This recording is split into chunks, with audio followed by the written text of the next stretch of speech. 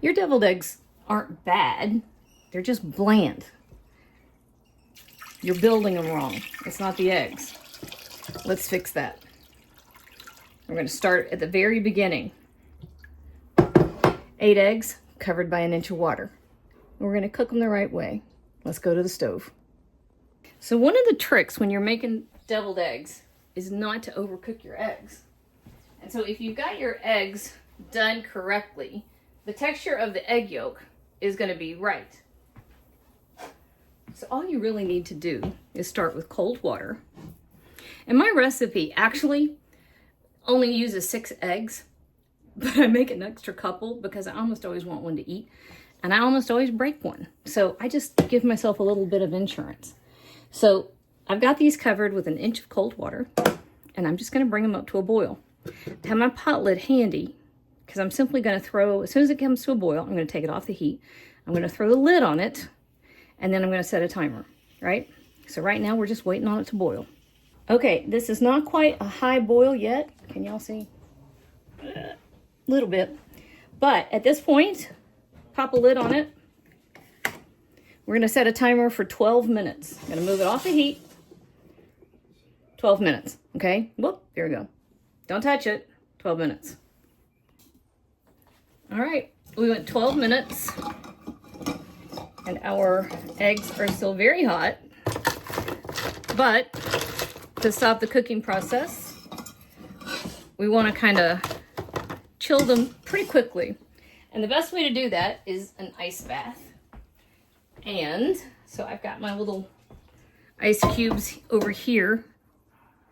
I have a dachshund at my feet, which, if you know anything about dachshunds, it's almost impossible to have them anywhere else. All right, so I'm going to set another timer for about 7 minutes. And I'm going to let these cool all the way down.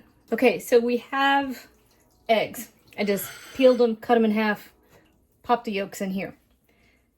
Let's devil them. All right, so deviled actually just means to spice things up. So we've got our yolks, and you see, no green. If you overcook your eggs, that's where you get that green ring, that sulfurous green bit. And here's how we keep the eggs from being lumpy. You can do this just with a fork. You can mash them. That's what my grandmother did. My son actually bought me this immersion blender. This is about a teaspoon of mustard. Use whatever you like. Okay, so here's the thing about this recipe. And people are going to be saying, oh, I like this kind of mustard. I like that kind. Use it. Period. All right, teaspoon of black pepper. I like Dijon. That's fine. I also like a little bit of horseradish sometimes. Teaspoon and a half kosher salt. That's diamond crystal salt. Don't skip the salt, y'all. There is nothing more bland than an egg yolk. I mean, it's got 0 flavor on its own. So I usually like a little bit of horseradish. My grandmother's recipe uses horseradish, Worcestershire, and a splash of hot sauce. This is a more classic Southern, typical kind of thing. So I'm just mashing that up. Now, you can use a bunch of different things here. Oh, the other thing I kind of chopped up and threw in there was a hamburger dill pickle, a big fat one, 1/4 cup of mayonnaise. If you don't want dill pickles, use sweet pickles or use nothing. That's fine too. I did a potato salad video and people lost their ever-loving minds over pickle juice. I mean, it was like whether or not you had to have mustard or didn't have mustard, where you used pickle juice or used vinegar. And I mean, the argument went on and on. Use what you like, y'all. If you want mustard, put mustard in it. Nobody's going to come to your house and put you in jail if you don't use mustard. I promise. And if you use pickle juice, nobody's going to lock you up. I swear. You can bank on that. Okay. So a little bit, like a teaspoon and a half apple cider vinegar. Okay. So I do this, and here's the thing about your deviled eggs. The vinegar and the pickles are to keep it from being bland, because an egg yolk is a very bland thing. I mean, seriously, it's got great flavor, but there's nothing in there to wake up. And you've got to have these other acidic things with some bite to perk it up. And that's the number one reason why.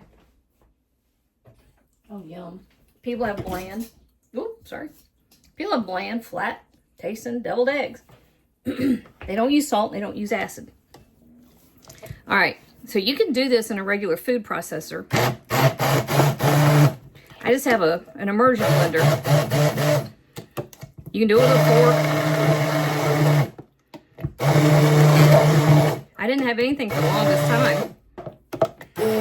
Now, that's getting a little better. There we go. Now, you can always stick it in the fridge if you want to. Wait a minute.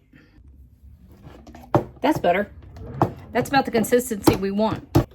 All right. Let me see that consistency. Can you see that?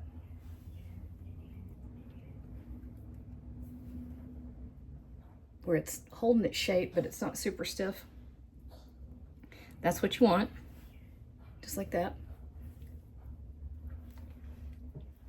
Oh, yum. Oh, y'all, that's great. Okay. Get your sieve. Get a bowl. We're going to make sure this stuff is super silky. Okay, you don't have to do this part, but I know that one of the things that bugs a lot of people about their deviled eggs is lumpy filling. And this is the easiest way to make sure you don't have any lumpy filling. You don't have any lumps in your filling. So all you're doing is just taking a minute and working it all the way through, and it'll all come out the other end. See that? Where it comes out the bottom. It takes a minute, takes a little bit of patience, but you're just squishing it through the bottom of that sieve. And when it comes out the other side, it is smooth as silk. Now, if you don't care, which I don't really care that much unless it's a holiday, but if you don't care, I just pipe it in there the way it is. But because I had that immersion blender, it also makes it a lot easier, right? But if you're just using a fork and a spoon to mash it up, you might want to take the extra step and push it through the sieve, because you still have that nice texture where it holds its shape. But this way, you've got it nice and smooth. You don't have any lumps. And that way you just know. So you can put all kinds of stuff in there. You can grate onion. You could put bacon, get that nice bacon flavor all the way through and still have it silky. And this is the other thing about putting it through a sieve like this. If you do it this way, you can put it in a piping bag and then get it into your eggs. And it's a lot easier to fill your eggs. Ha! Now, I'm not much on getting fussy with presentation, but I am all about making it easy. All right, well, I had piping bags, but I think the same kid that's been rearranging my kitchen rearranged the piping bags, which is fine. You can use a baggie. Just do it this way. So I don't know where my tips or my piping bags are, but people went generations of deviled eggs, didn't have either one, so that's fine. All right, so just throw that in a bag. You're gonna squish it all right down in the corner.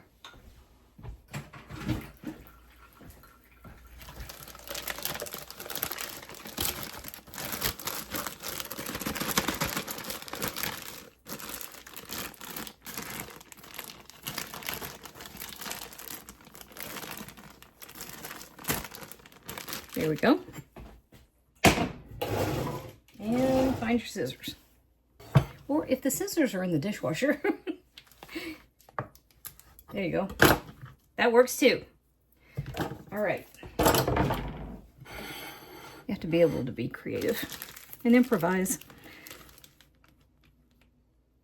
So this is all there is to that. And I like them nice and full. my oldest son, Ricky, deviled eggs are just about his favorite thing. And when he was little, he would take the bag I was using to fill the eggs. And once all the eggs were filled, he would act like it was icing or frosting for a cake and eat it right from the bag. So he would take that little bit that was left over. All right, now let's see if we can find the paprika. Let's play hunt the spices. All right, my grandmother always used plain paprika. If you've got smoked, go ahead. I think that plain paprika doesn't do much good at all. Smoked paprika, however, is beautiful. Either way, a deviled egg is a thing of beauty, y'all. That is fabulous, y'all. That is enough to make anybody happy. Look. Cook's portion. That's from the leftover.